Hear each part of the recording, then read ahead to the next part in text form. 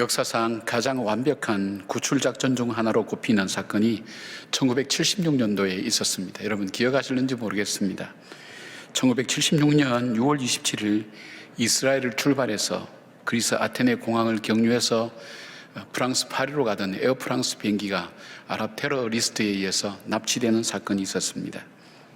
이 비행기는 당시에 아프리카 이디아민이 통치하고 있던 우간다라고 하는 나라의 엔테베 공항에 착륙을 했습니다. 비행기 안에는 103명의 이스라엘 사람들이 타고 있었습니다.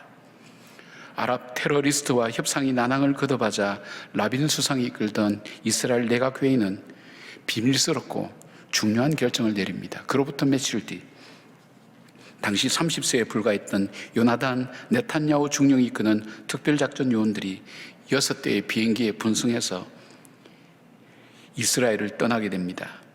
이 작전은 여러 가지 불가능한 요소가 많이 있었습니다. 이스라엘에서 아프리카 우간다 엔테베 공항까지는 무려 4,000km나 되는 긴 거리였고 또 이스라엘의 적대국의 영공을 통과해야만 했습니다. 더구나 당시 우간다를 다스리던 독재자 이디아민은 이스라엘의 비협조적이었고 인질범적으로 기울어져 있었습니다.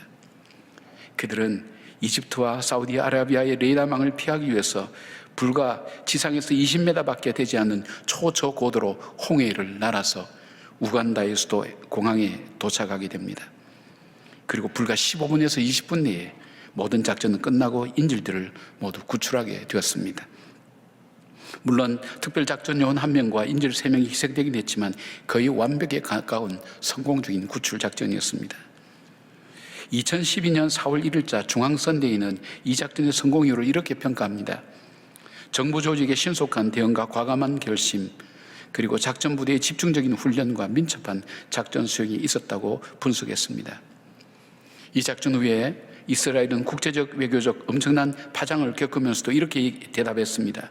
우리는 이렇게 해야만 국가로서 살아남을 수 있다.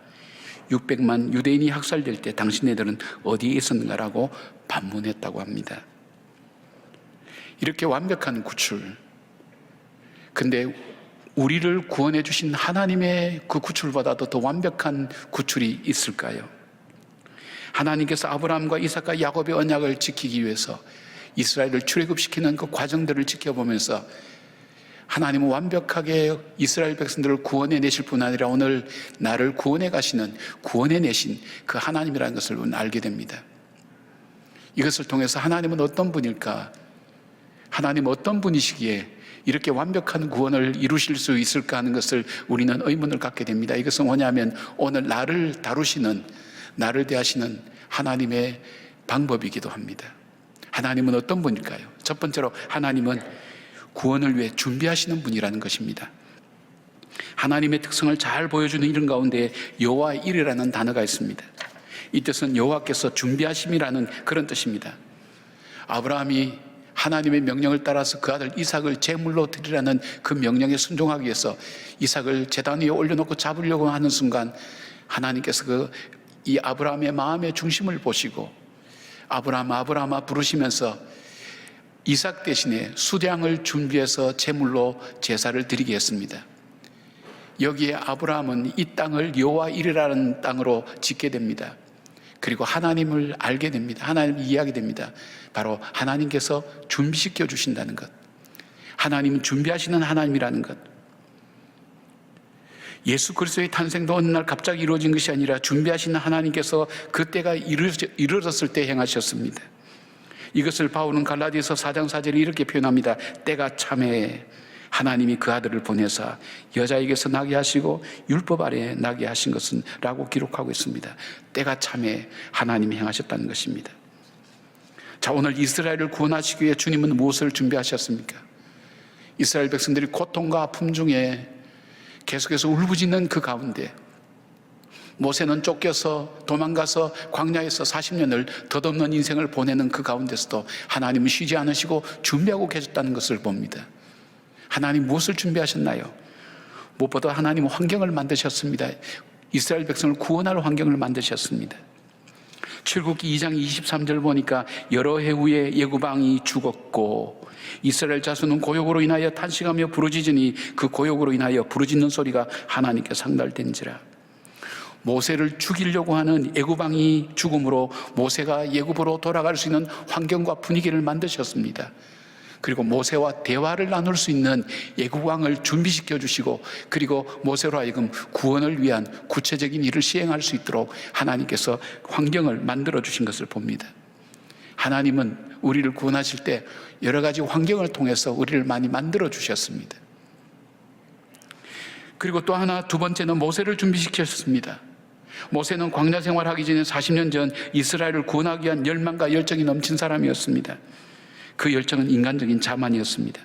자기의 지혜와 지식과 권세와 열정이 이스라엘을 구원할 수 있을 거라고 생각했습니다. 그러나 광야 40년을 거치면서 나이가 80이 되는 인생을 살면서 철저하게 그가 깨달은 것은 자기 힘으로 할 수 있는 것은 아무것도 없다는 그 결론에 도달하게 됐습니다. 내가 할 수 있는 것이 아니라는 것. 그리고 그 마음속에 하나님을 향한 그 마음이 많이 열려 있도록 그렇게 만드셨습니다. 준비시켜 주셨습니다. 만약 그가 마른 땅처럼, 길가의 땅처럼 그랬다면 하나님 부르셔도 그는 응답하지 않았을 것입니다.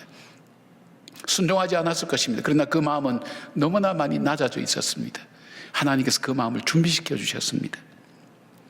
그리고 세 번째는 이스라엘 백성을 준비시켜 주셨습니다. 이스라엘 백성들이 이렇게 울부짖고 고통 속에 하나님 살려달라고 해도 하나님께서 그 기간을 기다린 이유가 있습니다. 어느 때까지 기다렸습니까? 이스라엘 백성이 애굽 땅은 우리가 살 땅이 아니구나, 이곳을 떠나야 되겠구나 하는 그 마음이 들 때까지. 그리고 이 사람들이 어떤 사람이었습니까? 모세가 이들을 도와주려고 할 때 뭐라고 얘기합니까? 누가 너를 우리의 지도자로 삼았느냐? 지도자를 받아들일 마음이 전혀 없었던 그들, 완악한 그들 마음속에 하나님이 보내신 사람이면 받아들일 준비를, 이스라엘 백성들 그 마음을 하나님은 준비시켜 주셨던 것입니다. 하나님 말씀을 받아들이고 그 말씀에 순종해서 하나님 원하신 뜻대로 살 수 있도록 하나님은 준비시켜 가신 것을 알게 됩니다. 사랑하는 여러분, 우리를 부르실 때도 마찬가지입니다. 여러분께 지나온 삶을 이렇게 돌아보시면 내가 하나님을 알게 되고 믿게 되고 하나님 앞에 나와서 예배 드릴 수 있을 때까지 어느 날 갑자기 이런 마음이, 감동이 일어나서 교회 나오고 싶어서 이렇게 제 발도 걸어서 교회 오신 분들이 물론 그런 분들도 있습니다. 그러나 많은 경우에 하나님은 수많은 과정을 거치면서 때로는 완악한 우리 마음을 낮추기도 하시고 겸손케도 하시고 인생이 내 손에 달려있지 않다는 것을 깨닫기도 하시고, 때로는 그것도 안 되면 아예 태어날 때부터 믿도록 만들어가지고 하나님께서 우리를 준비시켜 주신 것입니다. 그래서 모태신앙을 일명 모태신앙 이렇게 얘기 많이 합니다. 저절로 주어졌기 때문에 그것의 가치를 잘 모를 수도 있지만, 그러나 믿음의 가정에서 자라온 그 분위기는 일평생 떠날 수가 없습니다. 하나님께서 우리를 이렇게 완벽하게 준비하시면서 우리를 아시고 이 구원의 소식을 듣게 하시고 그것을 받아들이게 만드셨다는 사실입니다. 사랑하는 여러분, 우리가 기도해도 응답이 없다고, 하나님께서는 침묵하고 계신다고 그렇게 생각할 것이 아니라 우리 마음을 준비시키고 계시고 우리의 환경을 준비시켜 주시고 우리가 행할 그 일을 준비시켜 주시는 그 하나님을 다시 바라보시기를 바랍니다. 선을 행하다 낙심하지 말기를 바랍니다. 끝까지 하나님의 그 약속을 붙들고 우리를 준비시켜 가시는, 환경을 준비시켜 가시는 그 하나님을 바라보며 낙심하지 않고 기도하며 하나님 앞에 더 가까이 나가는 우리 모두가 되기를 주님의 이름으로 축복합니다. 두 번째로, 하나님은 어떤 분입니까? 하나님은 구원을 위하여 우리를 부르시는 분이십니다. 하나님은 모세가 가장 하나님을 잘 받아들일 수 있고 잘 들을 수 있는 방법으로 하나님은 접근하셨습니다. 무려 하나님은 세 가지 단계를 거쳐서 모세에게 하나님을 보여주시고 모세를 부르십니다. 첫 번째는 관심을 갖게 하십니다. 자신이 살아오면서 경험하지 못한 일을 듣게 되고 보게 되고 경험함으로써 하나님께서 부르시는 것을 알게 되고 관심을 갖게 되는 그런 단계를 말합니다. 하나님 모세를 불붙는 떨기나무로 부르셨습니다. 그것은 모세가 일상에서 흔히 보는 평범한 가시떨기나무였습니다. 별로 신비로운 것도 없습니다. 가끔은 가시떨기나무를 보면서 저 가시떨기나무의 모습이 우리 이스라엘 백성 같구나. 광야처럼 척박한 땅에서 고통과 아픔을 당하는 이스라엘 백성 같구나. 아니, 그보다 더 직접적으로 피부에 와닿는 생각이 있다면 저 가시떨기 나무는 내 인생 같구나. 창세 때에 이 땅에서 가시를 낸다고 그랬으니까 저주받은 인생, 어쩌면 버림받아서 이 광야에서 아무도 알지 못하는 외로움과 그리고 지침으로 없어져가는, 사라져가는 그런 나의 모습, 아무도 거들떠 보지 않는 그것이 바로 나의 모습일 것이라고 생각했던 적은 있었을 것입니다. 관심을 갖지 않았습니다. 그냥 지나가고 있구나 하는데 그날은 놀라운 일들이 일어났습니다. 불에 잘 타는 이 가시떨기 나무가 불은 붙었는데 타지 않는 겁니다. 내가 생각했던 것이 아니었고 보았던 것이 아닙니다. 그래서 그는 더 가까이 보고자 가까이 다가갔다고 얘기했습니다. 3절 보니까 이에 모세가 이르되 내가 돌이켜 가서 이 큰 광경을 보리라. 떨기나무가 어찌하여 타지 아니하는고 하니 그때 모세의 부름은 일상 속에서 이루어진 것을 보게 됩니다. 여러분, 주님께서 우리를 부르실 때 어떻게 응답하시고 부르신 경험을 하셨습니까? 내가 평소에 경험하지 못했던 새로운 일들을 겪으면서 여러분 삶에 있어서 이런 일이 내 인생 속에 왜 일어나지? 왜 내 삶은 이런 어려움 속에서 계속 연속되지? 내가 오늘을 살았는데 어제 살던 오늘이 아니잖아. 왜 나에게 이런 일이 일어나지? 이상한 일이라고 그렇게 생각해 보신 적이 없습니까? 어느 날 갑자기 눈을 떠보니 내 인생이 달라져 있단 말입니다. 아픔과 슬픔이 내 마음속에 가득하단 말입니다. 일상의 삶이 아니라 일상 속에서 뭔가 경험하지 못했던 새로운 일을 경험할 때 여러분, 그때 여러분 마음이 어떠합니까? 대체 이 일이 무슨 일일까? 그리고 혹 신앙을 갖고 있었다면 하나님이 나에게 뭘 말씀하기를 원하실까? 좀 더 가까이 가지 않겠습니까? 살펴보지 않겠습니까? 하나님의 부르심 아닙니까? 예기치 못한 일로, 예상하지 못한 일로, 내가 살아왔던 그 일상에서 경험하지 못한 일로 어려움을 겪고 있습니까? 더 주님께 가까이 다가가는 그런 기회가 되기를 바랍니다. 하나님께서 우리를 부르시고 계십니다. 나를 찾고 계신다는 것입니다. 두 번째로 주님은 모세를 직접 부르셨습니다. 육성으로 들렸는지 모세의 마음속에 들렸는지 우리는 알 수 없지만 하나님께서 직접 모세를 부르셨습니다. 하나님께서 특별한 경우에는 우리를 직접 부르십니다. 모세야 모세야 부르십니다. 아무도 자기 이름을 불러주는 사람이 없었습니다. 근데 자기 이름을 부릅니다. 사무엘도 성전에서 잠잘 때 하나님께서 불렀습니다. 그가 엘리 제사장이 부른 줄 알고 3번이나 달려갑니다. 그래도 엘리 제사장이 아니라고 하나님 너를 부르시는 것 같다고. 우리가 쉽게 하나님 음성을 들었을 때에 하나님 음성으로 받아들이지 못할 경우가 있다면 우리 마음속에 그만큼 하나님에 대한 준비가 되어 있지 않지 않겠습니까? 그러나 주님은 직접 부르십니다. 아브라함의 하나님, 이삭의 하나님, 야곱의 하나님으로 들어왔던 그 하나님을 내가 직접 만납니다. 욥은 그가 어려움을 경험하고 난 다음에 내가 귀로만 하나님을 들었는데 이제 주님을 경험하고 난 다음에 하나님, 내가 눈으로 이제 주님을 뵀습니다. 하나님을 좀 더 자세히 알게 됩니다. 어떤 경우에는 이건 하나님께서 나에게 말씀하시는 거야, 그런 마음이 들어올 때가 있지 않습니까? 하나님 우리를 부르시고 계신다는 겁니다. 이 부르신다는 뜻은 의미가 뭘까요? 잊지 않고 있다는 거예요. 내가 기억하고 있다는 거예요. 뭘까요? 내가 너의 고통과 아픔을 알고 듣고 보고 있다는 그런 뜻입니다. 세 번째로 하나님께서 모세를 부르시는 방법은 뭡니까? 환경을 통해서, 그의 상황을 통해서 부르시는 겁니다. 모세는 이곳이 빈들이고 광야라고 생각했습니다. 외로우면서도 아무도 알아주지 않는, 사람도 없는 곳이라고 생각했습니다. 자신의 인생의 실패자여 패배자라고 생각했습니다. 그런데 하나님께서 나타나셔서 모세야, 내가 선 땅은 거룩한 곳이니 신을 벗으라고 얘기합니다. 여러 가지 해석을 할 수 있습니다. 그러나 저는 이렇게 해석하고 싶습니다. 모세야, 너가 혼자 다녔다고 했던 그 길, 너가 혼자 살고 있다고 생각했던 이 환경, 결코 너 혼자가 아니었어. 내가 너를 보고 있었어. 내가 너를 알고 있었어. 내가 너를 이해하고 있어. 내가 너의 소리를 들었어. 하나님이 알고 계시고 듣고 계셨다는 것. 마치 야곱이 자기 형의 칼을 피해서 삼촌 집으로 갈 때 베델이라는 광야에서 돌로 만든 베개, 돌베개는 그냥 단순히 베개라고 보다는 외로움과 고난과 고독의 상징의 베개를 째고 잠을 잘 때에 하나님께서 나타나셔서 하나님과 언약을 맺는 야곱의 모습 속에서 야곱이 깨닫고 하는 얘기가 있습니다. 여기에도 하나님 계시는구나. 여러분 살아가면서 하나님이 계시지 않아서 이런 일이 일어났을 거야. 하나님은 안 계셔. 그런 마음 들 때가 없습니까? 누가 내 이 아픈 심정을 알까? 누가 이 외로운 내 마음을 알까? 위로 불러도 하나님은 대답도 없으시고, 내 마음속에 뭔가 남들이 많이 듣는다는 하나님 음성도 내게는 들리지 않고, 나는 혼자야, 철저히 혼자야, 나는 실패자야, 나는 버림받은 사람이야, 그렇게 생각하는 우리에게 주님은 내 삶의 자리를 끼워주십니다. 내가 너를 알고 있지, 내가 너를 보고 있지, 내가 들었어, 너 신음소리 들었어. 이스라엘 백성의 신음소리를 들었던 하나님은 이 광야에 아무도 알 것 같지 않은 이 모세도 알고 계시고 듣고 계시고 보고 계시다는 그 삶을 통해서 하나님께서 역사해 주시는 겁니다. 사랑하는 여러분, 모세를 부르신 그 하나님은 오늘 여러분을 부르지 않으시겠습니까? 하나님의 방법으로 우리를 부르십니다.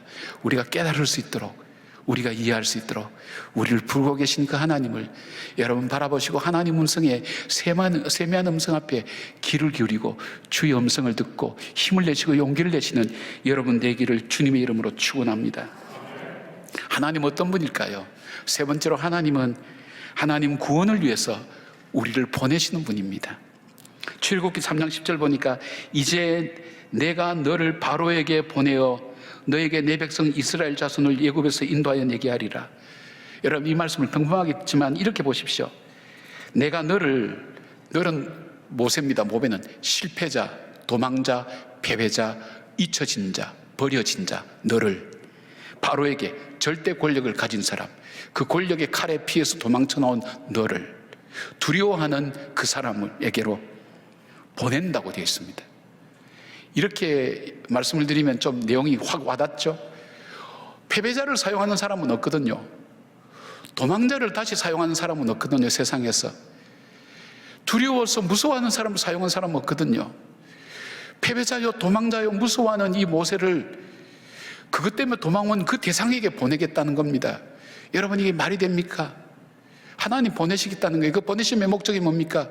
이스라엘 백성을 구원하시기 위해서 모세를 그것으로 보내시겠다는 것입니다. 하나님께서는 이 모세를 통해서 이스라엘 백성을 구원하시기를 원하시겠다는 것입니다. 죽음에 대한 두려움으로 도망쳐 나온 애굽으로 자기를 죽이려고 하는 바로 앞으로 다시 보내시겠다는 것입니다. 패배자요, 실패한 자요, 포기한 자인 그 사람을 보내시겠답니다. 그런데 하나님께서 모세를 보낼 때 약속한 것이 있습니다. 이 약속은 계속해서 지켜오는 약속이었고, 이 약속은 이어지는 약속이었고, 그 약속은 오늘 저와 여러분에게도 동일하게 주님 주시는 말씀입니다. 우리를 보내실 때에 하나님 약속하신 것, 12절 말씀 보니까 이렇게 말씀합니다. 하나님 이르시되 내가 반드시 너와 함께 있으리라. 이걸 구체적으로 설명해 주는 말씀이 있습니다. 여호수아 1장 5절의 말씀입니다. 내 평생에 너를 능히 대적할 자가 없으리니 내가 모세와 함께 있었던 것 같이 너와 함께 있을 것임이라. 내가 너를 떠나지 아니하며 버리지 아니하리라. 하나님의 약속은 함께 하시겠다는 것입니다. 너가 어떤 능력을 가졌는지, 어떤 형편에 있는지, 내가 얼만큼 배웠는지, 내가 얼만큼 가지고 있는지, 내가 얼만큼 못났는지, 얼만큼 약한지 아무 상관이 없다는 거예요. 보내는 하나님이 너를 보내겠다는 겁니다. 하나님이 어떻게 보내신다? 보내실 때 약속을 합니다. 이걸 세 가지로 나누어서 하나님 약속을 찾아볼 수 있습니다. 하나는 동행하여 주시겠다는 것입니다. 여러분, 모세가 도망칠 때 동행했던 사람이 있습니까? 없습니다. 외로움이 뭔지를 압니다. 혼자 가는 그 길이 얼마나 두려운 길인지 압니다. 그래서 이스라엘 백성 인도할 때 하나님께서 모세와 함께 가지 않으려고 할 때 하나님 차라리 나를 죽여달라고, 이 하나님이 동행하지 아니하시면 나도 함께 하지 않겠습니다. 나는 가지 않겠습니다. 그렇게 하나님께 절박하게 외칠 수 있었던 이유는 혼자 간다는 것이 얼만큼 어려운가 하는 것을 모세는 경험했기 때문입니다. 여러분, 세상에 혼자 산다고 한번 생각해 보십시오. 저는 요즘 좀 제가 분수인지 몰라도 집에 들어갈 때 제 아내가 집에서 기다리고 있다는 것 참 감사하게 받아들입니다. 전에는 당연하게 생각했습니다. 집에 있으니까 당연히 집사람이지, 그렇게 생각했어요. 이제는 그렇지 않아요. 누가 반겨줄 사람이 있는가. 그러면서 어머니 생각을 또 하게 됐어요. 저 어머니는 혼자 살면서 얼마나 외로웠을까, 힘들었을까. 전 제가 깨닫고 나니까 그게 참 죄송한 거예요. 매일 교회에서 돌아갈 때 어머니 집에 한번 들러서 그래 갈 걸. 그게 후회스러운 거예요. 근데 하나님께서 말씀하시니, 그러나 저희 어머님은 하나님과 함께 동행하셨던 그런 기도의 사람이었던 걸 생각할 때 외롭지는 않았겠다. 하나님께서 함께 해주셨겠다. 여러분, 마찬가지입니다. 누가 세상에 내 마음 같은 사람이 있겠습니까?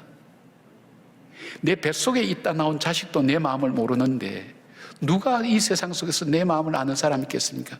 얼마나 외로운 세상입니까? 혼자 살아가야 됩니다. 그런데 하나님께서 너를 혼자 버려두지 않고 내가 동행해 주겠다고, 어디를 가든지 동행해 주겠다고 약속해 주십니다. 두 번째 약속이 있습니다. 능력을 주시겠다는 것입니다. 오직 강하고 두려워하지 말고 담대하라는 여호수아를 향한 말씀. 왜냐하면 내가 너와 함께 하겠다는 것, 내가 너를 가능하게 해주겠다. 바울은 자기의 삶 가운데 불가능한 순간 앞에 섰을 때에 그때마다 생각하고 외쳤던 말씀을 우리에게 전해줍니다. 빌립보서 4장 13절, 내게 능력 주신 자 안에서 내가 모든 것을 할 수 있느니라. 내가 모든 것을 할 수 있느니라 이러면 세상에 말하는 긍정적인 심리학이지만, 내게 능력 주신 자 안에서, 나는 비록 약하지만, 나는 비록 가진 것 없지만 하나님이 함께 하셔서 내게 능력 주셔서 그 일을 감당할 수 있도록 힘과 용기를 주시겠다는 것입니다. 얼마나 그 하나님이 나와 함께 하시고 동행하시고 나에게 능력 주시겠다고 하신 것이 얼마나 귀한 일입니까? 나는 보잘것없는데, 나는 감당할 능력 없는데, 오늘 임직받은 분들도 마찬가지 아닙니까? 내가 대단해서 하나님 세워주신 거 아닙니다. 나를 충성되이 여겨주신 겁니다. 여겨주신 것. 우리가 예수 그리스도를 믿을 때 우리를 의롭다고 주님께서 여겨주시는 겁니다. 내가 그만한 존재가 되지 못한다는 겁니다. 그런데 하나님께서 우리에게 능력 주신다는 겁니다. 세 번째 약속은 내가 너를 버리지 아니하며 떠나지 아니하리라. 떠나거나 버리지 않겠다는 거예요. 세상에 우리는 물건을 쓰다가도 얼마나 많이 버립니까? 사람과의 관계 속에서 서로가 버리고 헤어질 때도 많지 않습니까? 근데 하나님 그렇게 하지 않다는 거예요. 어떨 때에도요, 우리가 연약할 때에도, 우리가 죄인 되었을 때에도, 우리가 하나님과 원수가 되었을 때도, 원수 같으면 다시 보지 않을 거 아니에요. 하나님께서 원수가 되었을 때 자기 아들을 십자가에 못 박는 그 죄를 서슴없이 범하는 우리를 향해 주님 그때도 자기 아들을 십자가에 못 박음으로 우리를 향한 사랑을 보여주셨다고 그랬습니까? 바울의 고백입니다. 그 사랑이 자기를 강권하신다고 그렇게 선포하고 다닙니다. 오늘도 내가 살아가는 이유는 그 사랑이, 그 하나님의 사랑이 나를 강권한다고, 내가 이렇게 살아가는 것, 복음을 위하여 동분서주하며 고난을 받고 시련을 받음에도 불구하고 이 복음을 계속해서 전하는 이유가 있다면 그 사랑이 나로 하여금 오늘 이렇게 살게 만든다고 그렇게 고백하면서 그가 고백했던 것이 내게 능력 주신 자 안에서 내가 모든 것을 할 수 있다고. 하나님의 약속대로 모세를 하나님께서 인도해 주셨습니다. 여호수아를 통해서 하나님은 거룩한 구원의 귀한 역사를 하나님은 열어주신 것을 봅니다. 우리 이방인들이, 제가 오래전에 들었던 얘기입니다. 이방인들이 최고 궁금한 질문이 있답니다. 해외로 특히 입양된 사람들 속에. 그게 뭐냐면, 엄마 왜 나를 버렸어? 그것이 가장 묻고 싶은 질문이라는 것입니다. 모세처럼 버림받아 본 사람 있나요? 난지 3개월 만에 그는 갈대 상자에 담겨서 그는 버려진 존재였습니다. 자기가 버려진 존재라는 것, 그리고 히브리 동족으로부터 버림받아서 이 광야로 와서 살지 않으면 안 될 정도로 버림받은 인생이 어떤 건지를 모세는 잘 알고 있었어요. 근데 그 하나님이 내가 너를 버리지 않겠다, 쓸모없다고 해서 버리지 않겠다, 능력 없다고 버리지 않겠다, 희망 없다고 버리지 않겠다, 내가 너를 버리지 않겠다, 내가 너와 함께 하겠다, 떠나지 않겠다. 얼마나 귀한 약속인지 모릅니다. 하나님은 자신이 하신 약속을 지키기 위해서 자기 아들을 십자가에 못 박아 죽인 분입니다. 여러분 그렇게 한번 생각해 보신 적 있어요? 저는 하나님 묵상할 때 제가 참 불경스러운 표현이지만 하나님 독하다. 우리와 약속 지키려고 자기 독생자 아들 십자가에 못 박아 죽이다니 무서운 분 아닙니까, 여러분? 결코 우리를 놓지 않겠다는 거예요. 버리지 않겠다는 거예요. 제가 다른 교회에서 이랬으면 벌써 아멘 많이 나왔습니다. 여러분 당연하게 생각하는 것 같아요. 안 그렇습니다, 여러분. 하나님 그렇게 하시겠다는 것입니다. 하나님은 어떤 분이시라고 그랬습니까? 하나님은 나를 구원하기 위해서 준비시켜 주시는 분, 준비하시는 분, 하나님 자신이 준비하시는 분, 우리를 준비시켜 주시는 분, 우리를 불러주시는 분, 혼자가 아니야 버려두지 않아서 불러주시는 분, 우리와 동행해 주시겠다고 우리를 보내시는 분, 우리의 삶의 현장으로 하나님께서 보내주시는 분이라는 것. 저는 설교를 시작할 때에 엔테베 공항 구출 작전을 말씀드렸죠. 이 작전 이후에 어느 기자가 한 지휘관에게 질문을 던졌습니다. 당신은 이 작전을 수행하는 동안에 무슨 생각을 하셨습니까? 불가능한 이 작전, 마음속에 두려움은 없었습니까? 그때 이 지휘관이 이렇게 대답했다고 합니다. 나의 동족, 인질들이 구원을 기다리고 있다는 사실, 그리고 그들을 구원해야 된다는 생각, 이 생각밖에는 저는 아무 다른 생각을 한 일이 없습니다. 그렇습니다. 우리 하나님의 마음은 언약하신 대로 그 약속을 지키기 위해서 우리를 구원하시기 위한 하나님, 세상에 사랑할 사람이 나밖에 없는 것처럼, 세상에 구원할 사람이 나밖에 없는 것처럼 모든 것을 다 들여서 다 내어주고 우리를 구원하신 그 하나님의 놀라운 사랑, 쓸모없는 나 같은 죄인을 위하여 고귀한 독생자 아들 예수 그리스도의 보배로운 피를 흘려서까지 나를 피로 값주고 사신 나의 존재는 아무런 존재, 아무렇지도 않은 그런 존재가 아닙니다. 너무나 소중한 존재입니다. 하나님 보시기에는 자기 아들을 피로 값주고 샀기 때문에 너무나 소중한 존재입니다. 바로 우리를 다루시는 하나님의 마음을 우리가 알게 됩니다. 여러분, 주님은 오늘도 우리를 준비시켜주고 계십니다. 우리의 기도에 응답하시기 위해서 준비하고 계신 주님을 믿으시길 바랍니다.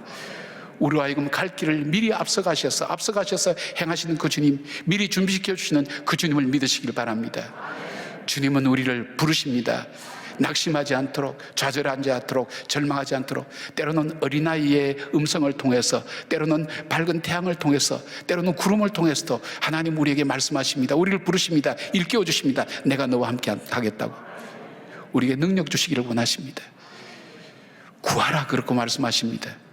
그럴 때 주님께서 주시겠다고 약속하십니다. 그 주님이 우리의 주님입니다.